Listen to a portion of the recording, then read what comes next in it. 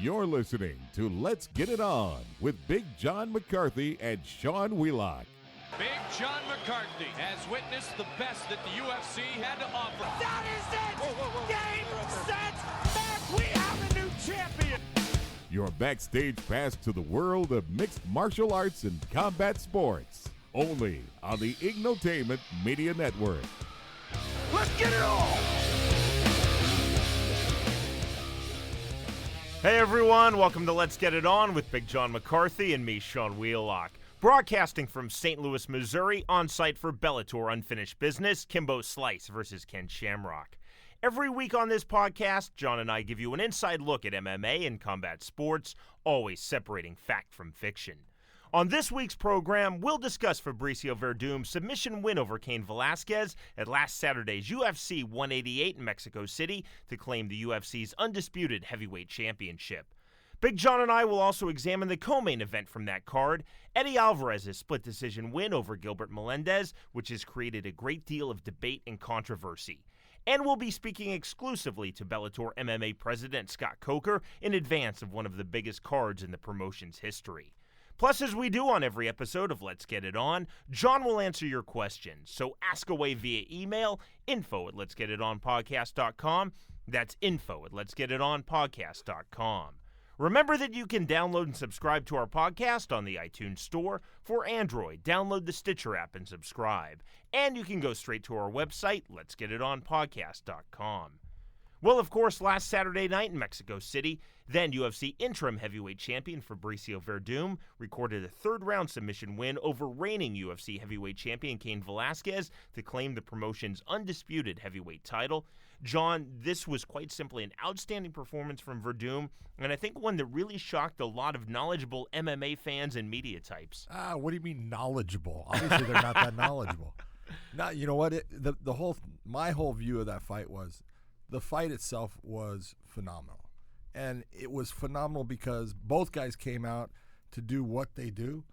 And a lot of people were discounting Fabricio, and I kept telling people, you can't do that. And I go, this is not the same fighter as in the past. You know, Fabricio has turned into a guy that is not just diving to get to the ground. Obviously, his ground game is probably it is the best in the heavyweight division. If you look at jiu-jitsu wise, he's got the best ground game there is. Just that's the way it is. But he used to be diving for takedowns, and he was worried about the stand-up, and you could see how he was trying to avoid things. He's a different guy now. Rafael Cordero has done an incredible job of getting him to be a good stand-up fighter. He's moving his head. He's got good angles he's taking. He's throwing straight shots because he's long. And if you look at what happened in that fight with him and Cain, you know, Cain came out with a lot of aggression. I thought Fabricio looked very much in the first 3 minutes or so like he did against Travis Brown. Travis Brown came out with a lot of aggression towards him, and he almost looked uncomfortable a little bit, but he was surviving, and he was just doing just enough to make it to where he had some offense. He obviously wasn't winning the round, but about 2 minutes into it, he started starting to throw some combinations and actually starting putting pressure back on Cain. Cain won the first round, but when it came out into the second round, Fabricio was the fighter that was throwing the effective offensive, shots. Cain was going after him. Cain was landing some stuff at times. Cain actually hurt him, but he was hurting Cain back, and he was snapping Cain's head back with that jab. The kicks were effective. His knees, when he gets inside, he's grabbing for that, that plum, that Muay Thai clinch, and he's doing a beautiful job of bringing that knee straight up. It doesn't come out. It comes straight up. And that's the mark of a guy that's been trained the proper way of doing something. So Fabricio Werdum was, a lot of people giving Cain so much credit was because of how Cain is, how he fights, that pace that he brings. And I can understand that. But, he was fighting a real guy in Fabricio Werdum, and this is not a shock. This is what the heavyweight division is in the UFC, and you're looking at these guys, and every guy in that, top part, you're looking at, Fabricio being the top guy. You got Cain, you got Junior.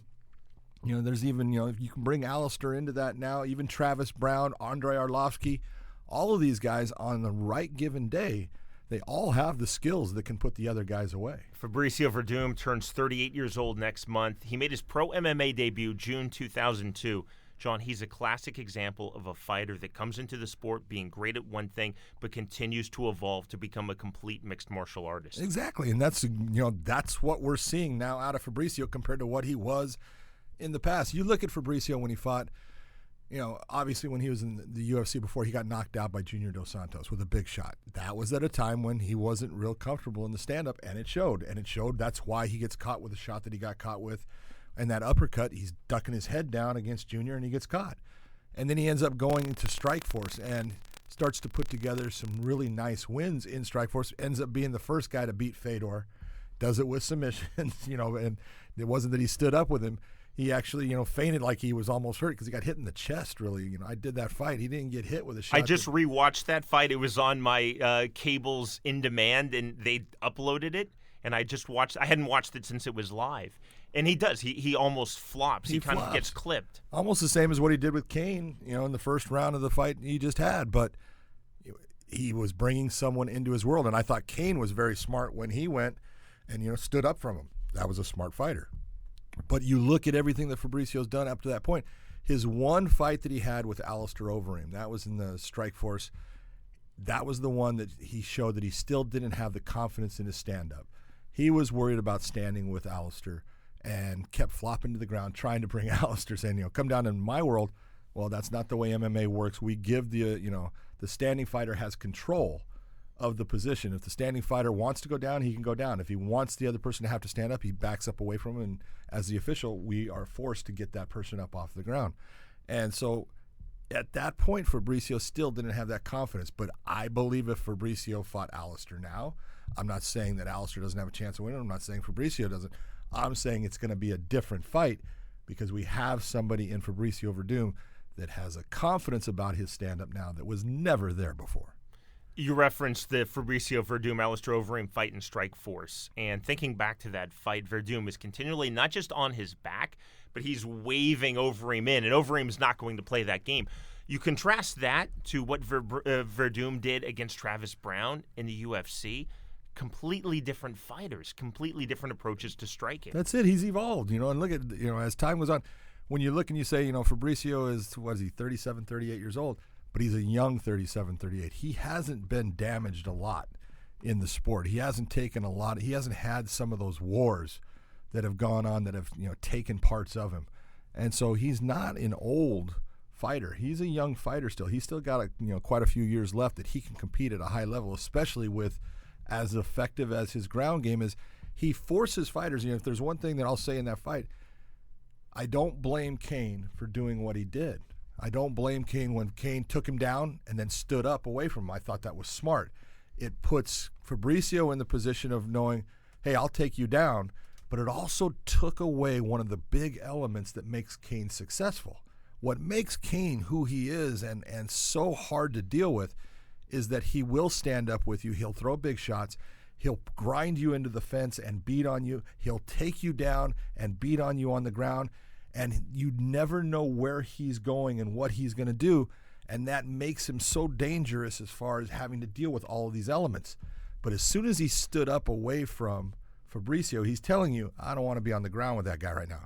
And that little bit is taking a big chunk of what Kane is and what makes him successful. It's taking it away from him, and it's telling Fabricio, you don't want to go down here with me. So I can open up. It doesn't matter if you take me down because you're going to get up.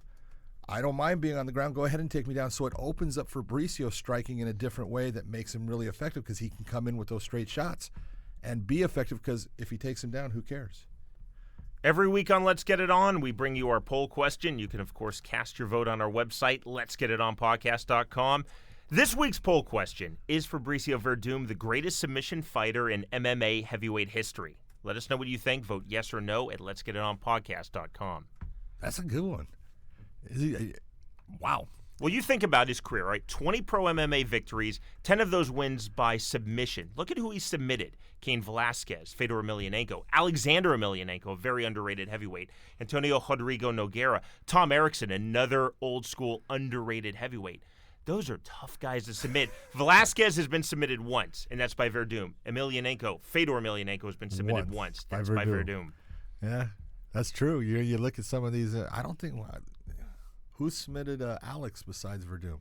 He's been knocked out, got kicked in the head by Krokop, but submitted, I don't think anyone. I think he's been submitted 2 or 3 really? times. Has he? Okay.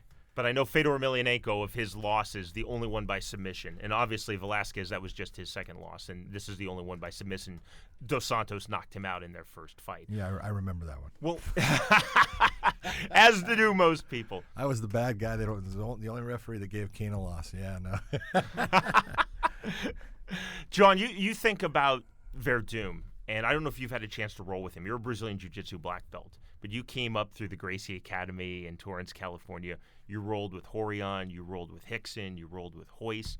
Where do you think, in different fighters, and we're talking now about gi Jiu-Jitsu, but with the submission, let's talk about Hickson Gracie. Where do you think the submission game compares with that in Werdum? Oh, my God. The one thing about Hickson was the easiest way for me to say he was a genius when it came to jiu-jitsu. And when I say genius, it was because everything he did was very basic. Everything he does is still very basic. It's not that he's this, guy that does these spectacular moves or does these brand new kinds of elements like an Eddie Bravo that brings in all these different types of, ways of doing something, or, Marcelo Garcia, the way he handles things. Hickson was all about the actual geometry of the human body and how it put pressure in certain ways onto another human body. And the way he did that, it was like he was a mathematical genius in understanding how to put pressure on a body. Fabricio he's close in the way he does things. He just does things with more power. He's a bigger, stronger guy. And he's very technical in the way he goes about doing something. But when Fabricio grabs a hold of something, like when he grabbed a hold of that guillotine, as we were sitting there looking, I go, fight's done. And you could see it because you saw how deep it was, and there's no way that Kane's going to get his head out from that hold as deep as it was. And you could even see in Fabricio, when he grabbed a hold of it, he starts to smile. He actually started almost laughing because it's like, I got you. And you're not getting your head away from me with as deep as it is. And there are just certain guys that have a technical skill. Frank Mir is a really good submission fighter, but he doesn't have the same type of technique that Fabricio does. Everybody's different. Josh Barnett is an incredible submission fighter, but he does things in a different way than Frank Mir and a different way than Fabricio. Everyone does things their own way. And if you look at Barnett, he's coming really from a catch wrestling, Frank Gotch sort of school of thought. Yeah, well, Josh will always, I'm a catch wrestler. He does, he is a catch wrestler, but he does all the elements of jiu-jitsu with his catch wrestling. It all intermixes, it all intermingles. And Josh does things from a power standpoint. When he grabs a hold of something, it's got technique, but it's also got that Frank Gotch, power behind it, that when they're going to rip it off. Now, jiu-jitsu guys are always coming from the school of, nice and smooth and easy and, relax. It's a little bit different, but look at any fighter when they're going and they go after that submission, trust me, they're putting power on it. John, the last point on Fabricio Werdum, he'll turn 38 again next month. What do you think is his future? What can be his legacy? Because if you look at the long history of UFC heavyweight champions, you don't have those long reigns. You don't have those George St. Pierre type reigns, just because most heavyweights will tell you basically anybody over 200 pounds can knock another man out. Yes, they can. The one thing I look at, the victory by Fabricio opens up the division in a way that Kane was sitting on top of the division. He had already fought Junior 3 times. Yes, he had the one loss, and then he came back and he beat him twice. And you looked, and he had gone through a lot of the guys that were there. He had never fought Alistair, so that was a fight that you could make. He had never fought Travis, but Travis has gone and lost his last fight against Andre. He hadn't fought Andre, so yeah, you can bring him in. But the one thing that I really like with what they can do now is Fabricio does have some losses against some of these guys. And there is some interesting matchups. You bring him in against Andre Arlovsky. He lost to Andre, when Andre was actually, going to be leaving the UFC. And he, didn't have the stand-up that he has now. He's a different fighter. He's lost to, Overeem. It's going to be interesting putting him back in there. There's guys that he can match up with. It will be interesting. He's lost to Junior Dos Santos. there's a lot of guys that are sitting beneath him that he wants to come back and you know what, let's correct what happened in the past, and I want a chance at those guys. So there's a lot of fights out there for Fabricio for the next 2-3 years if he continues to win that are all good matchups for the UFC. They're all good matchups in watching people because they have a story behind it that this guy already beat our champion. Can he beat him again? And, you know, that's what fighting's all about. And then you got Kane. You know, you could bring Kane back. You know, just because he lost the one doesn't mean that he's going to lose in the rematch. He's already proven that he can come back when he did that with Junior. Well, there was definitely no controversy in the Fabricio Werdum win over Cain Velasquez in the main event of UFC 188, but that was definitely not the case with the co-main event last Saturday night in Mexico City. John, you, of course, refereed the fight. Former Bellator lightweight world champion Eddie Alvarez defeated former Strikeforce lightweight champion Gilbert Melendez by split decision, result that is still being debated and discussed. And, John, it again puts the spotlight squarely on MMA judging. You know, people say controversial, and let's be honest about this. You know, here's the problem with what we have. In that fight, you look at Gil Melendez against Eddie Alvarez. The first round is pretty simple for anyone. They should be able to say Gil Melendez won that round. He hit Eddie with the bigger shots. He hurt Eddie. He hit Eddie with 2 right hands that really bothered Eddie as far as, you know, there's no doubt it broke his orbital. That's why his eye swelled up the way it did, especially when he decided to blow his nose during the break between rounds. But you look at the first round, there's no doubt who won that round. Now, if you get into the second round and even into the third round, this is now when you're getting into what is the judge giving credit to? What is he thinking is important in that round? Because I can sit here and you know, make a story for this is why Eddie Alvarez won, you know, the second round. This is why Eddie Alvarez won the third round. And I can sit there and make a story for it. This is why Gil Melendez won the second round. And this is why Gil Melendez won the third round. It's close, and it all depends upon what you're giving credit to. The real, you know, difference in the fight, if you're asking me, you had damage done by Gil Melendez, and you had control done by Eddie Alvarez.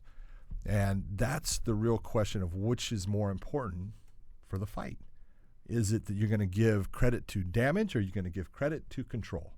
Because Gil in the second round, I think, was looking for the big shot.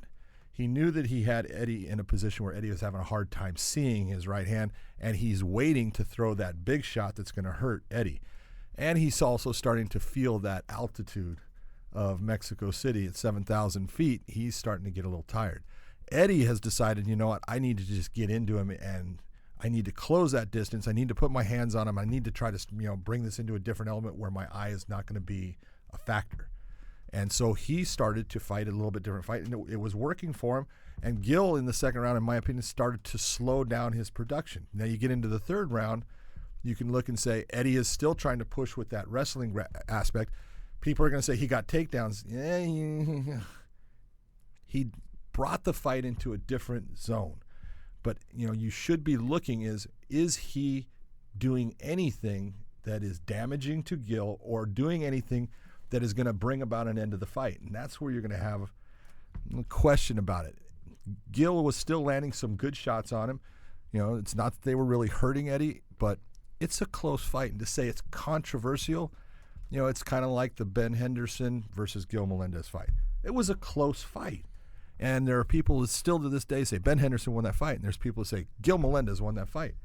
And it's all depending upon what you're looking at and what you're giving credit to. Well, I think a lot of the controversy comes from the punishment that Eddie Alvarez took, the way that his face looked. And we talk about this a lot here on the program. How do you assess damage? Because judges can get seduced by blood. Same for fans, same for media types. You see an eye swollen shut or you see a big gash, but you can't repeatedly score that. It happens, there's the damage, and then you move on from the damage if you're judging the fight. Yeah, you can only give it to, you know, if the eye, you know, gets hit and it gets cut, great. Give credit to that as a good punch. It landed, it did damage to him.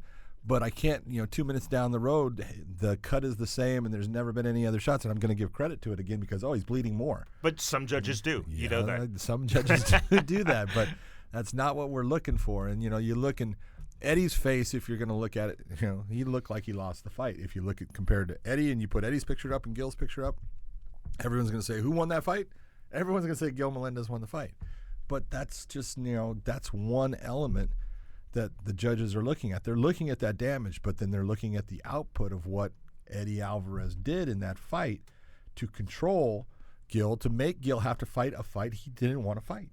And, that's the one thing that really changed in that they were both standing up cracking. And when the eye situation came in, Eddie changed, which is I give him credit for. That shows that he's a multidimensional fighter. That shows that, he's a thinking man. And he changed, what his game plan was and how he was going to go about, trying to get Gil out of the fight. And it's what got him the win. 29-28 on all three judges' scorecards, obviously 2-1 in favor of Alvarez. I haven't seen it released how the judges scored round by round. I'm assuming, though, that the fight swung on the second round. It did swing on the second round. Most of the judges gave, all the judges I know gave Gil Melendez the first round. They would have to. I think there was 2 judges that gave Eddie Alvarez the second round, with one judge giving Gil Melendez, and then there was a switch in that in the third round. Right. So, it's close, and it's a close fight, and this is why when someone like Dana White says, "Don't leave it in the hands of the judges." Well, if you don't like the end result, if you're Gil Melendez and you say, "I don't like the end result of that," don't leave it in the hands of the judges. Gil knows that the biggest problem was I'm not putting Eddie Alvarez down in any way for this. His biggest, competition that night, although Eddie was the guy that was doing it, he got pushed to a limit where he got tired, and Gil never gets tired. And you could see that he got tired. He got really pushed past that comfort point, and that was the difference. It slowed his output down. It slowed what he does. He's El Nino. He's the storm, because he comes after people. And he really got tired. And it's really the first time that I've seen him get that tired in a fight. John, our tagline on the program, we try to live up to it, is we separate fact from fiction. And a lot of fans, a lot of media types, certainly a lot of fighters have problems with split decisions. But there is a reason why in combat sports the judges don't just sit all together. It's not like blood sport where they just sit in one location. They are placed in different positions of the cage or of the ring. That is by design. That's historically by design to give them different views. And it is about different views. And sometimes as a judge, you get to see the fight so perfectly, and you get to see everything that tells you who won that round. And there are times when, it's not an easy thing to do because of the angles that you're getting. The fighters are cutting it off to where you don't see the punch land. You don't see how hard it hits the guy. You have a referee that sometimes is moving in front of you right when that punch is thrown, and you're like, God, I didn't see that. You're looking, but you're not going to see it the same as, when someone is watching from all these different camera angles and they can pull that good camera angle up. It's going to be different at times, but that's what makes judging what it is, and it's what makes it's hard, but it's also what makes it fair for the fighters, and that, they're not all seeing the same angles, and they can only go off of what they're seeing. And what that means is that in a split decision, it doesn't necessarily mean that a judge is wrong. No, it doesn't. And it's you get all these people. What is he looking at? You know what? Why don't you go sit down there and get an idea what he's looking at? It's not what you think. And we have media guys all the time coming out and slamming judges and stuff. And then when they have to sit in that seat and they have to watch a fight in the same way, we've done this with them, and they go, "Oh my God, this is totally different," because media people listen to the crowd. They listen to, the internet. They're on their thing and they're sitting there and they may have an idea that, I think that Gil Melendez won that fight. And then all of a sudden, it's going on the internet and everyone's saying, "Oh, Gil got robbed." Yeah, he got robbed. And then they start writing, and it's like, you weren't watching that fight every second of that fight for 3 rounds the way the judge was. You need to watch it that way and then come up and right away tell me who won that round. Now you'll understand what it's like to be the judge, and, it's not an easy job. And I know this drives fighters crazy, and it's difficult for them to understand. And I'm not saying this is necessarily the case with Alvarez versus Melendez, but it's sort of the case. But hypothetically, Fighter A versus Fighter B. Fighter A has a dominant round 1, wins it by a clear-cut 10-9. Fighter B wins a very close 10-9 round 2, a very close 10-9 round 3. Fighters are thinking, but I crushed him in round 1. Yeah. It doesn't matter. You lost. It's not like Pride where you're scoring the entire fight. It's round not. by round, it's a wide 10-9, and then you lost a very close 10-9 and a very close 10-9. Yeah, and it's, as a judge, you are only judging that 5 minutes. Once that 5 minutes is over, once that bell rings and those fighters go back to the corner, Everything you saw in the past it's done. You've given your score for that. Now it's on to the next, and that's a separate fight and unto itself, that second round. And then if it gets to the third, that's a separate fight unto itself for that round. And it does sometimes make it to where the judges can actually look. And even, I'm telling you, the judges in Mexico City that night said, if you look at it with the first round, I can understand how someone thinks that, Gil Melendez won the fight. They go, but if you look at it round by round and what happened and what we're going with as a score, I had to give it to Eddie Alvarez. And like I said, I can sit there and I can make that argument and I can understand why they're saying that. As I was watching the fight on television, the thought occurred to me, just because you were refereeing this bout and I knew that it was going to be close. I wasn't sure who was going to win, but I knew it was going to be close, and I kind of felt the split decision coming. Up through the late 1970s, more often than not, in big boxing matches, the referee would be one of the judges. Yeah. I know Mills Lane talked about how difficult that was, that you have to do two jobs at once. That would put you in a really awkward position because you have to look at a fight one way when you're refereeing. Now, can you imagine if you would had to have turned in a scorecard after 15 minutes of Alvarez versus Melendez? Yeah, I can imagine it because I've done it, but I haven't done it in a big fight like Eddie versus. Still at small levels, I guess you do it from time to time. There's been times when things have happened and we don't have a judge, and so the referee will actually judge. I've done it. It is different because as the referee, you're not caring who's winning the fight as far as technique-wise or anything like that. You're worried about damage. And so, I can tell you that if you could have had a camera on me and seeing what my eyes, I was looking at Eddie Alvarez for a vast majority of that fight. My attention is on Eddie because Eddie is my fighter that's damaged. He's got an eye problem. I want to make sure that eye is working. I want to see that he's actually being able to see the right hands that are being thrown. So I'm spending a lot of time looking at Eddie Alvarez during that fight because I don't have to worry about what Gil's doing. But if I'm judging that fight now, I'm going to have to take away some of that emphasis on watching the guy just for safety, and I've got to actually watch the fight now to say who's winning on a scorecard. It makes me do my job in a different fashion. It's not fair to the referee. It's not fair to the fighters. It's always good to have a separate person that's outside just doing that one job. No matter what anyone says, you're going to be better off doing one job than trying to do two jobs at the same time. I know as a commentator, so often after split decision fights or even unanimous decision fights, the winning fighter or the losing fighter after the show will ask me my opinion, and I'll say, honestly, I'm not sure, because as a commentator, I'm looking at a lot of different things than I would be as a judge. And Jimmy Smith, full credit, his scorecards are spot on. And that's not easy because Jimmy has to call the fight with me. He's got to look at a lot of things. Our producer's talking in our ear. We have to take cues and counts, and we have to throw to things. But Jimmy's also trying to assess, and he's also trying to turn in a scorecard. Jimmy does, and I tell him all the time, for a guy who's having to talk during the entire fight, now he's watching the fight, but he's talking, and so that takes some of that concentration, and it, puts it on the other side where it makes it to where he can miss things. And Jimmy does. I tell him, I said, dude, 98% of the time you're spot on. You get it. There's every now and then I'll go, no, he missed that one, and it's understandable. He's talking during the fight, but I mean, he is fantastic. He would be a fantastic MMA judge, but he does a fantastic job of actually knowing who won that round compared to who shouldn't have gotten the round. John, where would we be without judging controversies, though? Really, where would this sport be? What would they have to write about on the internet? You're always going to have controversies in fighting just because, look at when people are watching it, they want one person to win. And so whatever that person's doing is better than maybe what it really is. And whatever their opponent is doing is not quite as good as it might be. And, that's part of, if you have somebody that you want to win in the fight, you can't judge it fairly. It just doesn't work. You've got to go in there. You don't care who wins. You care that the right person gets your score based upon the production that they do in that round. And I'll tell you as a commentator, because I know that commentators can and do influence the way that people see fights, I absolutely do not care who wins. I am completely neutral. I have very close friendships with some fighters. I don't dislike any fighters, and I say that honestly. I'm just not the type of person who really dislikes people.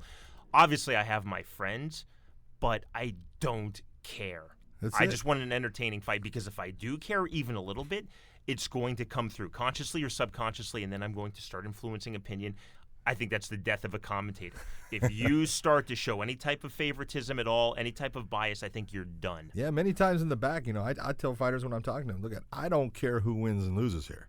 And I'm being honest, I don't. I have cared one time in my life. One fight. It was Matt Lindland against Murillo Bustamante, and I didn't care going in. But when I made a mistake and made Murillo have to continue on after he tapped and I screwed it up, I wanted Murillo Bustamante to win that fight. But other than that, I've never cared. And I tell him, look, I don't care who wins this fight. I care about you as a person. I care about your safety.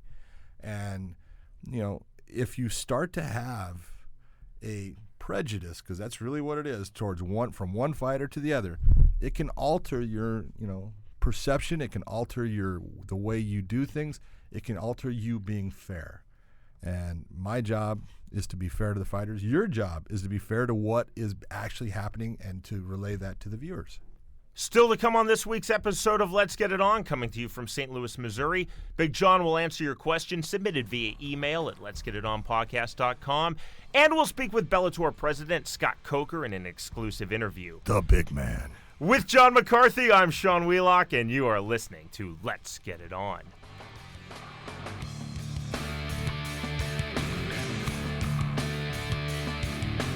When looking for new and exciting clothing concepts, look no further than Lambs to Lions. Lambs to Lions has great designs that incorporates the past from boxing with the new and exciting evolution of MMA. We all start out as lambs, but with time, training, and hard work, we can all become lions. Be part of the Lambs to Lions movement and check out all of their great designs. You can get your Lambs to Lions gear at the Las Vegas Fight Shop or go to lambstolionsbrand.com. It's the book that Wrestling Observer calls a must-read for any MMA fan. Jonathan Snowden of Bleacher Report describes as riveting and amazing, and TheFightNerd.com says nothing is held back. Pick this book up right away. Is This Legal? The inside story of the first UFC from the man who created it, written by UFC founder Art Davie and me, Sean Wheelock, with the foreword by John McCarthy, is now available to listeners of this podcast at the special price of $12.48. That's far less than you'll pay for the book on Amazon and half price of what you'll pay in store at Barnes & Noble. Buy it directly from the publisher now online at ascendbooks.com and enter the promo code LEGAL50. That's ASCEND books.com, promo code LEGAL50. Learn the true story of how the UFC came into existence in the book that Randy Couture describes as honest, shocking, and enthralling, and that has a rating of 4.9 out of 5 stars from Amazon Reader Reviews. Is This Legal? The inside story of the first UFC from the man who created it, by UFC founder Art Davie and me, Sean Wheelock, with the foreword by Big John McCarthy. Available now online at ascendbooks.com for just $12.48 when you use the promo code LEGAL50.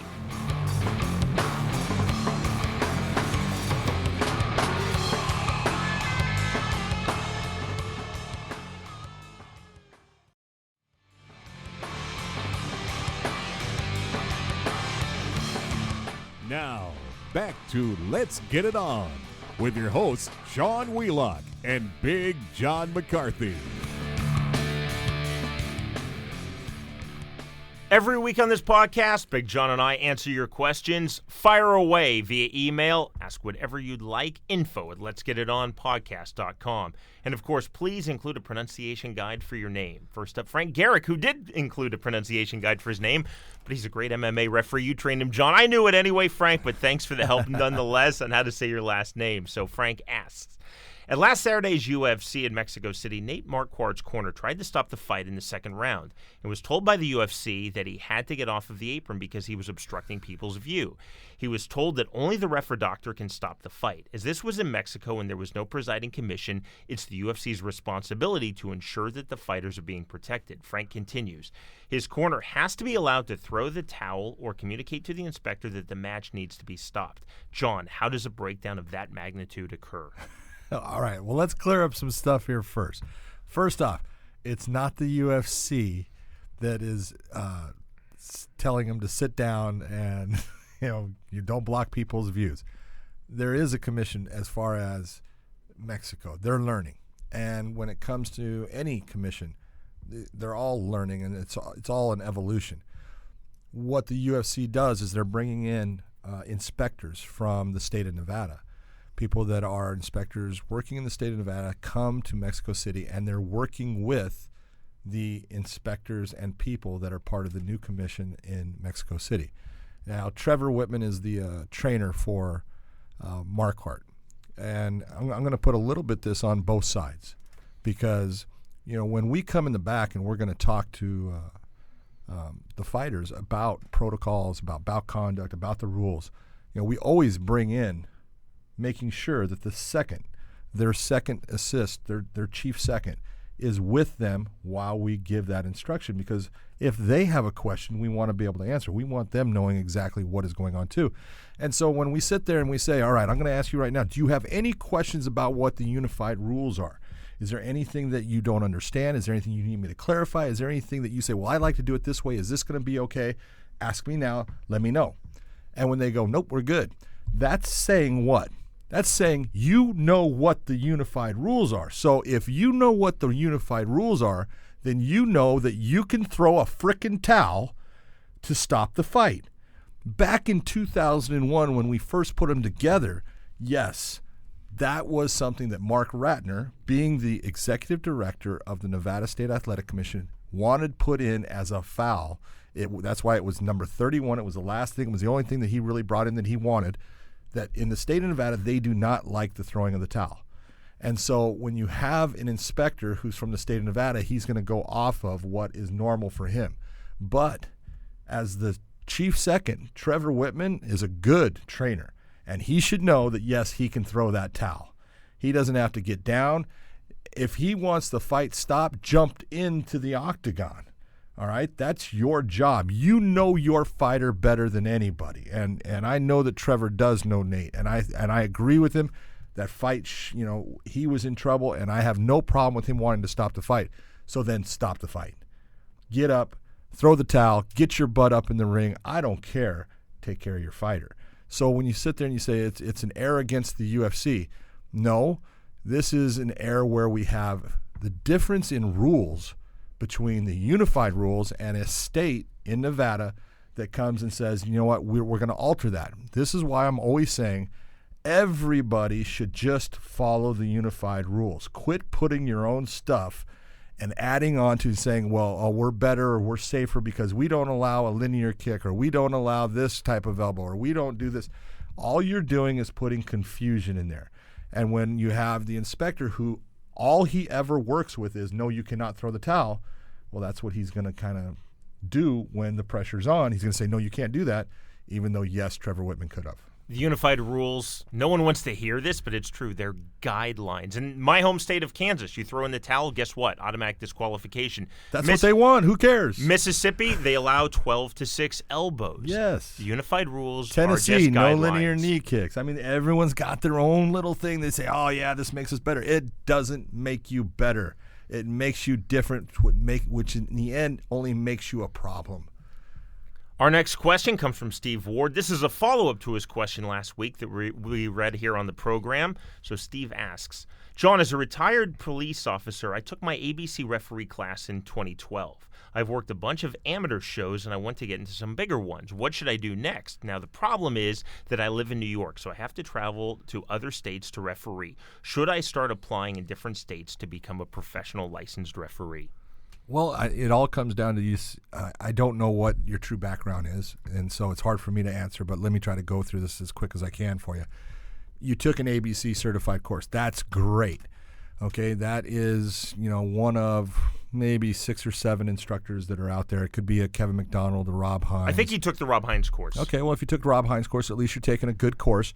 And the one thing that I will tell you is that basically like shaves off a little bit of the lemon zest off of the skin for you, because now you've been introduced to something and you've taken this and have an idea about the rules and stuff. All of those amateur fights are what you're looking for to make you better. Those are what are going to give you the experience in making mistakes, because you're going to make mistakes, and how to figure out, how did I make that mistake? How do I make it so I don't do that again? And how do I just continue to evolve so I understand how to handle all these different problems? If you've gone through, we'll say, 2 to 4 years of amateurs, I'm telling you, okay, you've probably done enough, depending upon where you're at in amateur fights, to where if you want to start to apply for a pro license, you can go to a state athletic commission, show them your resume, and the one thing I will tell you is don't frickin' lie about what you've done. Don't sit here and tell me you've done 1,000 fights when you've done 73, okay?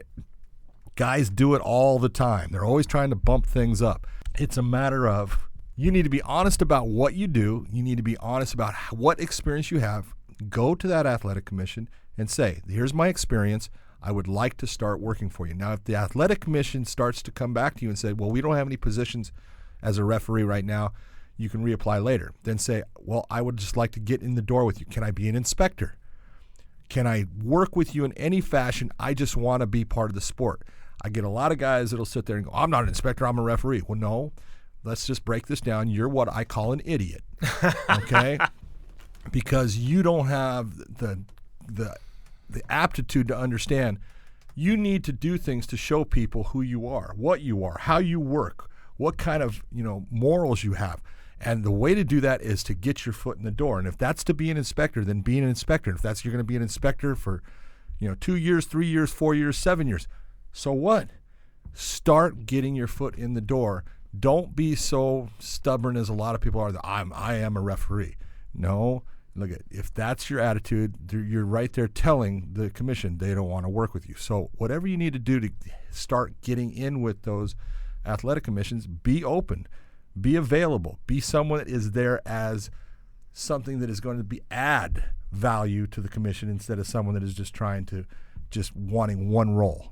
That one role is great, but the more you know about all the roles, the better off you're going to be. Remember, keep your excellent questions coming via email, info@letsgetitonpodcast.com.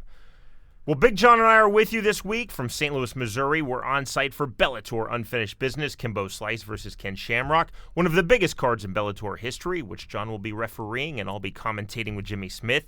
Earlier here in St. Louis, John and I spoke exclusively with Bellator president Scott Coker, and I began by asking him about the challenges of taking over the promotion last June from Bjorn Rebney. There's been a lot of challenges we've had in the last year, but I think the biggest one is really the unknown. There's been a lot of landmines that in the very beginning of the company kept popping up, and we would fix them and move on, but I think we're finally through that phase now. But it was not knowing where they all were. So at the end of the day, it's been a year since I took over the company, and the vision really was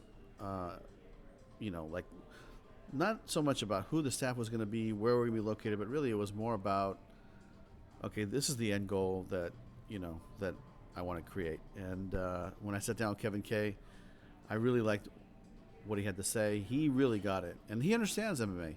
He's still a fan. He still watches all the fights, and he wants to go to the top, and that's really where I want this company to go. We want to have the best fighters. We want to have the best production. We want to build these fighters into characters that are, bigger than life, so to speak. I mean, a lot of our fights that we're putting on today is really a playbook right out of the Japanese MMA fight business, and casting a little bit bigger net, not just a hardcore fan, but a fan that, hey, somebody called me today and said, hey, the people at the office are talking about it. And it's not just the guys, it's the girls, the Kimbo Slice Ken Shamrock fight.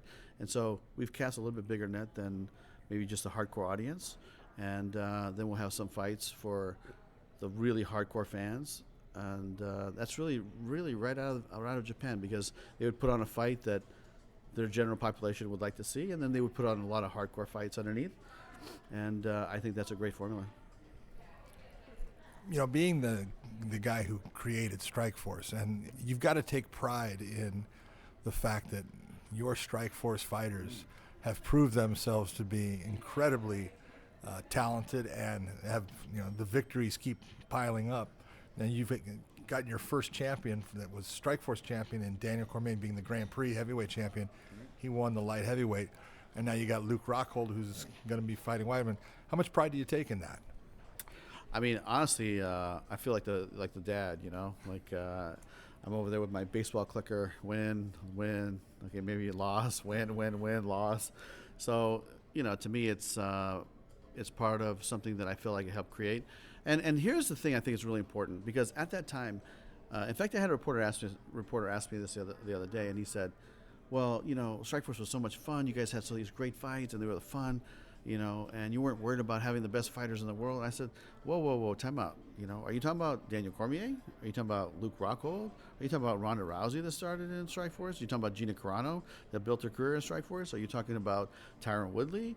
Or are you talking about, Josh Thompson, Kung Lee? I mean, who exactly are you talking about? Because these are the fighters that are, kicking ass in the UFC right now. So the same thing that's happening here in Bellator. It's like some of the fighters I don't think are getting the respect they deserve, but they will shine at the end because we're going to put them in great fights. We're going to build them on Spike TV, and they're going to be the futures of the stars for Bellator. But I think it's the perception, that, you have to go to a certain league to have that respect. But I'm telling you right now, the stars that were over there, that were in Strikeforce, that eventually migrated to the UFC because of the sale, we have that talent base here now. The base of talent in this company is impressive, and they're going to be the future stars of MMA. Scott, what I liked as a hardcore fan of our sport about Strikeforce is that all of your shows felt big. And I had a chance with Jimmy Smith. We did the world feed on your Strikeforce in Chicago in 2008, Fedor Emelianenko versus Brett Rogers. As a commentator, that felt big.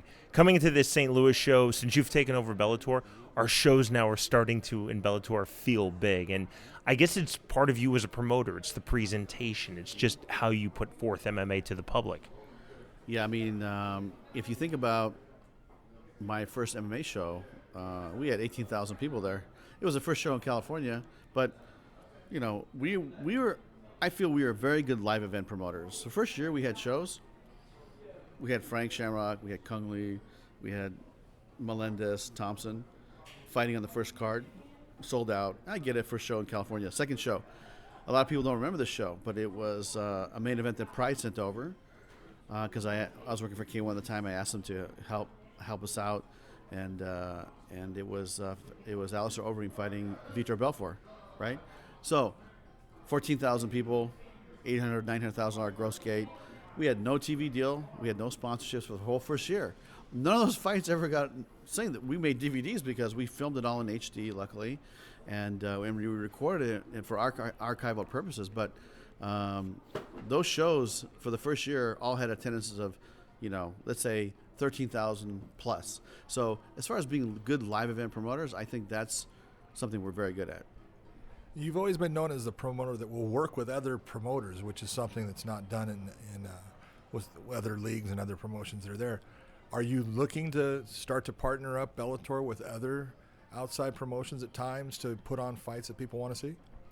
Yeah, absolutely. I mean, if it makes sense, scheduling, timing. I mean, we're going to do a lot more fights next year than we're doing this year, so we're going to be very busy. But, if there was an emerging league or somebody that we've worked with in the past that has a fighter they want to borrow and it made sense and the timing, let's do it, man. Win, lose, or draw. I mean, that's part of the Bushido spirit, right? Is the competition, and if they have to go to Japan or they have to go to Europe and we have a good fighter sharing experience with the promoter and it's a good win-win for everybody, we'll do it.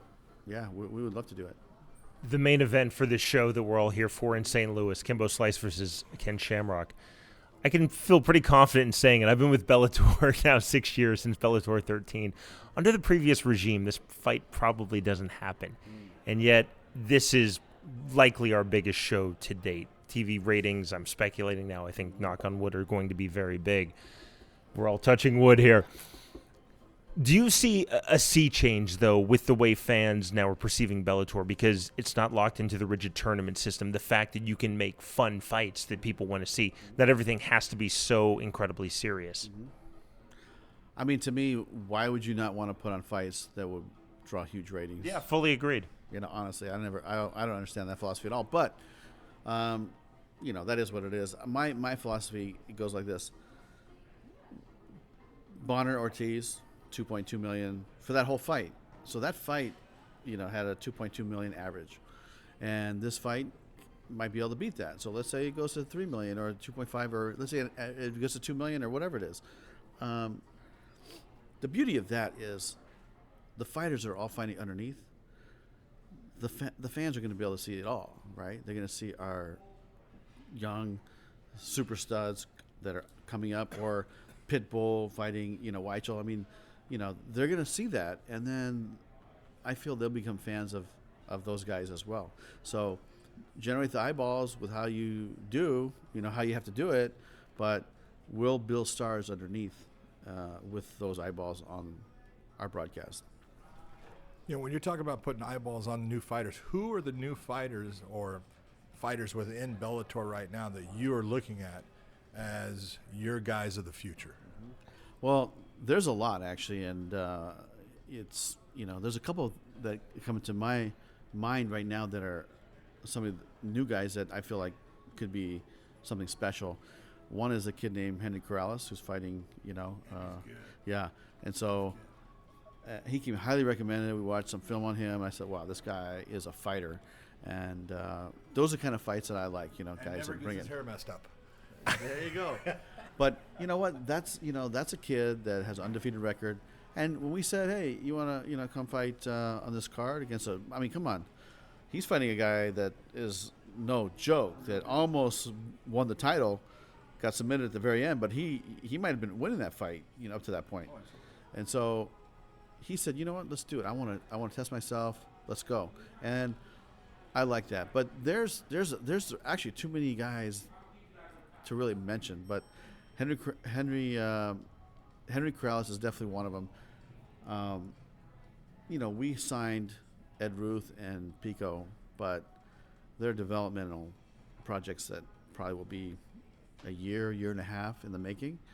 But the reason why we signed those guys, especially because Pico, he came to us already having a boxing experience, wanting to fight in combat sports when he's done. That is very clear. He said to me, I want to be the greatest combat sports fighter in the planet of all time, not just today, of all time. I want to have an Olympic gold medal. I want to have a MMA world championship belt. I might want to try kickboxing, and I might want to do boxing. I want to be the greatest of all. I said, oh, you want to be, the next Bruce Lee? Is it? But so he's somebody that I knew. And then Ed Ruth just came highly recommended, and we followed his career. I went to watch him wrestle, and he says that he really wants to do this. So we all know that when they have that wrestling background, the transition sometimes is very successful. Look at all the great wrestlers that have been successful in MMA. I mean, it's one of the main disciplines. Scott, John and I talk about this on the program all the time of just how young our sport of MMA is. It's not even 22 years old. You think about the NFL going back to 1920. If you're talking about what happened in Major League Baseball from the early 90s, it's not that long ago. Right. But in MMA, even 8 years ago is a very long time. Right. What do you see as the continual evolution of our sport? Because it is so young, it's still gaining so many fans, so many people are still trying to kind of come to the sport that maybe haven't yet. I mean, it's going to evolve, and the fighting in the cage has evolved. And I think that, at first it was the Gracie Jiu-Jitsu dominating everything, and then the wrestlers came in and started, fighting their style of ground and pound and just, being able to take the guys down. And then I think Maurice Smith came in and said, oh, you know what? I'm going to knock you out with a head kick. Then they're like, oh, we got to do Thai boxing now. And so now it's going to become like a very well-rounded fighting system, right? So I think as that has evolved, I think that the fan base has accepted now MMA, because when you talk about, let's say 2006, that's 9 years ago, MMA was still taboo.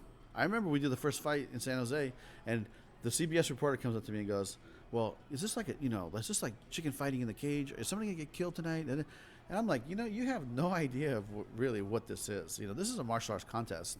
It's in a cage, but it's a contest. This is a martial arts competition, and the moves of jiu-jitsu and boxing and Thai boxing, or taekwondo, whatever, those are allowed in the Olympics, right? I mean, you can choke in the Olympics, you can armbar in the Olympics, but you put them in a cage and you throw a choke and armbar, they're like, oh, this is terrible, but they just don't know, and it's the uneducated that have become educated now, right? So,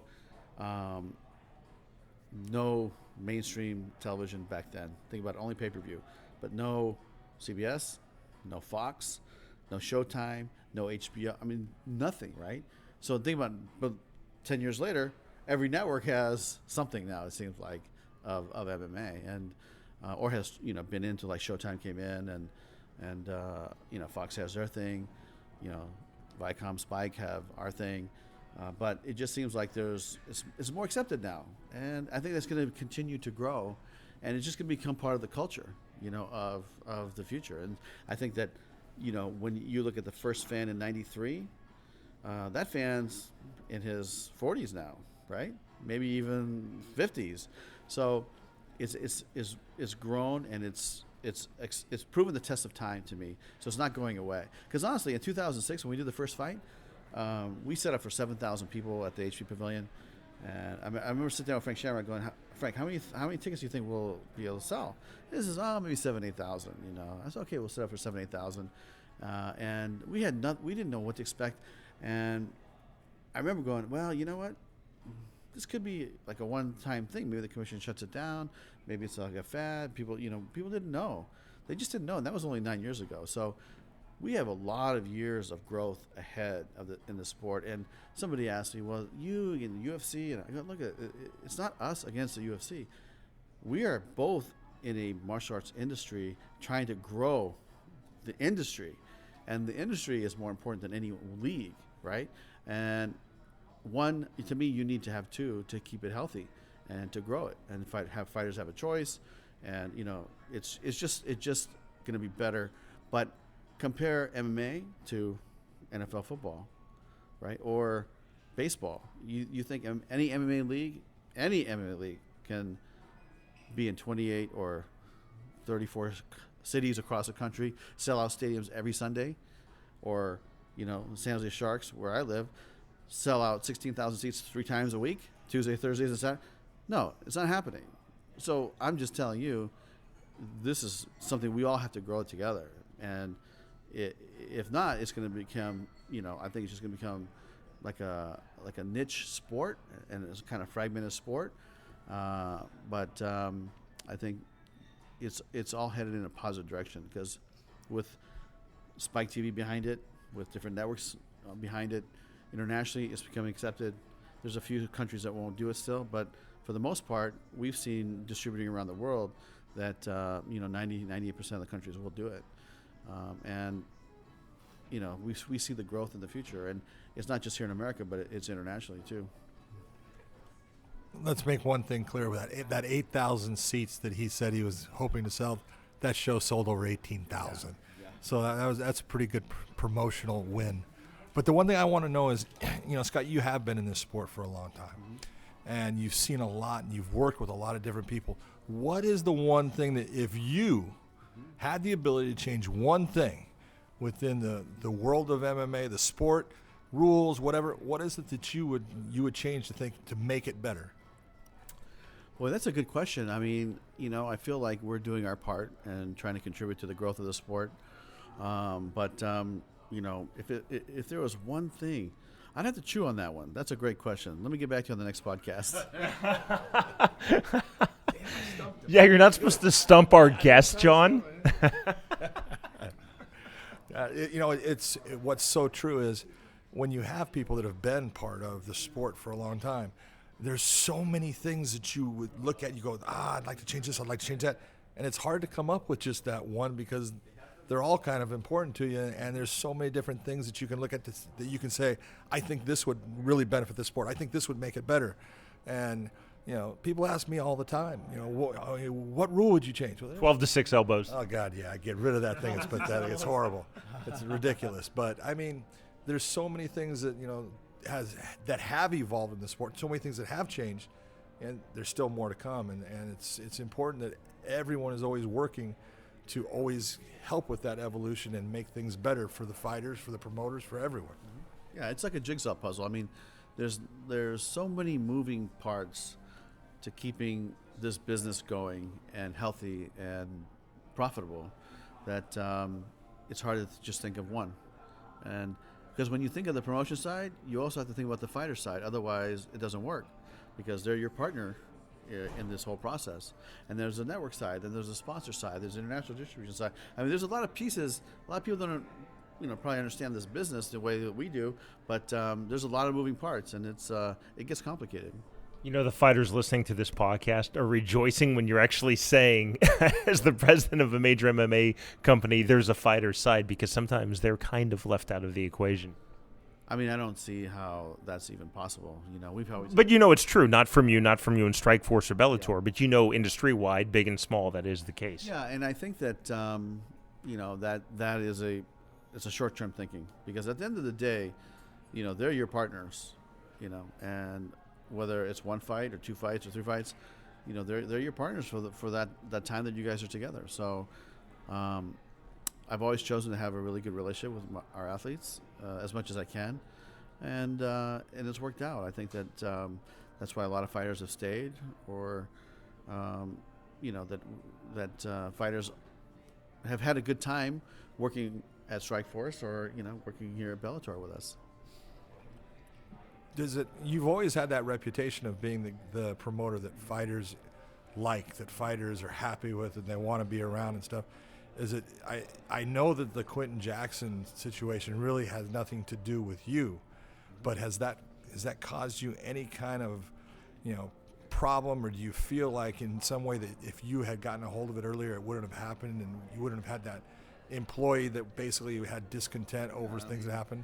Yeah, I mean, that was a unique situation, and I don't want to comment on legal stuff, but I will say this, that my past history shows that we've had good relationship with most of our athletes, and I do believe if it was under a different circumstance, we probably would have a great relationship and be able to have some kind of resolution and move forward, but it's just unfortunate that it's come down to this. I ask this with a lot of self-interest. Where do you see Bellator progressing? Because I want to know. John, you want to know too, actually. We're very selfish in these questions, Scott, but just the progression of Bellator. And I like what you said a moment ago, that there needs to be competition. And John and I, we talk about this all the time on this show, is it's not just us against them, one promotion over another. We're an industry. We're an MMA industry. We're fans of everything. We watch everything. But of the progression, Scott, of Bellator as you see moving forward? Yeah, I mean, like I said, I've been here 1 year, and I think we've accomplished some great things. And to me, I want to keep our 10 poles growing, do more 10 poles, and I want to start building our fighters into like characters. What I mean by that is, as a fighter comes down the ramp, you have the pre-roll, the B-roll, and all the. But that's what I loved about Pride, was before they even walked out, the music starts, I already know who's coming out, right? Josh Barnett, the whole Superman video B-roll they create for him. Oh, Josh Barnett's coming out, right? And so right away, and it was, to me, it was just like a no-brainer. Like when I said, okay, I'm going to come back into it, I want to build something big. I want to build something that is going to be entertaining, that not just the hardcore fans will resonate towards, but all the fringe fans. Like, it's just a night of entertainment, right? And so I sat down with Kevin. I said, I really want to build this thing out, and and we need the big screens, and we're going to need the pyro. This has to be an entertainment product, not just a fight product. And we can do both, but I want to bring the entertainment back to MMA, and I think that's really important, because that's a differentiator for us, right? And more 10 poles, bigger fights, bigger names. We'll build some of the guys. We'll buy some of the guys when they're free agents. And that's kind of how I did it with Strikeforce, was we proved we can build fighters from the ground up, which we're going to do here, which we are doing here already. And then we'll buy the free agents and, hit them from the top down when they're free. And that's how we'll round up this roster, So we'll have a robust roster. But I really believe that when somebody comes to our show and pays, $50, $7,500, whatever the money is, I want them to leave and say, you know what? That was worth way more than I paid for it. I'm going to put you on the spot here with a question. If given the opportunity to put together a fight that was just a fun fight, that had characters, that had people that other people wanted to see, that they had interest in, or the number one versus the number two, Which fight do you want to be that? I'm telling that you right now, promoter. the main event would be the fans to the fans, man. Bring me the 5 million eyeballs, because this is the way I equate it to. You might be the best fighter in the world, right?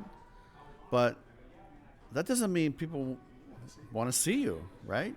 So we might have to keep building you for a while. But you know what? Bring me the fight the fans want to see, that is the water cooler talk on the Friday afternoon or the Saturday afternoon of the fight, and the fight that will pack the venue, right? Because there are world champions out there in different leagues that are great fighters, but they're missing some of the X factor, right? The media training or whatever, or sometimes either you have it or you don't, right? To get over, I'm talking about not the hardcore fans, but I'm talking about the general population. You know, sometimes the fighter doesn't cross over, right? So that's really what we're looking for, is who's the fighter that crosses over. And that's a guy that we want to put, on TV to generate the eyeballs, because on the undercard you could build the new guys and you could build the guys. But, how many great actors are in LA, right? Does that mean you're a box office draw? No, it means you're a great actor, right? And you'll have your platform to act, but it doesn't mean that you're going to be a superstar in the film business. Scott, final question. Sitting here with us watching is our mutual good friend Jerry Millen, who hired me at Pride. All of us, we've talked about. Possibly Jerry's biggest mistake ever. We've all been talking about Pride, all big fans. It was really a thrill for me being the final English language commentator at Pride. And Pride had all the legitimate top fighters in the world, many of the best fighters in the world. But they also had room for Zulazinho and Eric Butterbean Ash and Giant Silva. It's like they understood that you can be serious and you can be fun. Isn't that sort of the philosophy that you're instilling at Bellator? You can be serious, you can have great fighters, but you can also have a lot of fun and engage people. Yeah, I think we just said this earlier, but it's right out of the Japanese playbook. To me, I think they did it right. They cast a bigger net, create more of the mainstream audience to come tune in. But on the undercard or part of the fight card, you would have some real serious fights. But why not have some fun fights once in a while that people want to see? I remember going to a fight, and who was fighting? I can't remember. It might have been Aki Bono versus Hoist Gracie. Yeah. K1. Okay, so yeah, Another referee of that fight. that was you. So, okay, so you're like, okay, this is crazy, right? Aki Bono's just gonna fall on Hoist, and then he's gonna flatten him, right? But people were like, this is a crazy fight, right? This is nuts. But on the undercard, they had some. You had the K1 fighters were the real deal, and they would go out. And Ernesto Hus was fantastic. Remy Bonjeski, Peter Arts. These guys were the best fighters in the world in kickboxing. But why not go to an event where you can see it all? And that's what they provided. They provided an event that you could see A through Z. That's Bellator MMA president Scott Coker, who spoke with John and me earlier here in St. Louis, Missouri, as we're on site for Bellator Unfinished Business, Kimbo Slice versus Ken Shamrock. We're back with you next week for an all-new episode of Let's Get It On, first available on Friday. Download and subscribe to our podcast on the iTunes Store. For Android, download the Stitcher app and subscribe. And you can go straight to our website, letsgetitonpodcast.com. You can also find us on social media, facebook.com/letsgetitonpodcast, and on Twitter @PodcastMMA for this show, and for us personally, @JohnMcCarthyMMA and @Sean Wheelock. To ask us a question, make a comment, or inquire about becoming a sponsor of Let's Get It On, email us at info@letsgetitonpodcast.com. Again, that is info@letsgetitonpodcast.com. For John McCarthy, Scott Coker, our producer Chris Lakin, and our entire crew, I'm Sean Wheelock. Thanks for listening, everyone. Let's Get It On with Big John McCarthy and Sean Wheelock, only on the Ignotainment Media Network. Don't forget to leave a rating and review in the comments section of the iTunes Podcast Store. If you have questions, comments, or are interested in sponsoring the show, contact us at info@letsgetitonpodcast.com, or check out our additional lineup of podcasts, including Ocho Man, Behind the Eight Ball, The Whiskey Philosopher, and Youth Baseball Talk at ignotainment.com.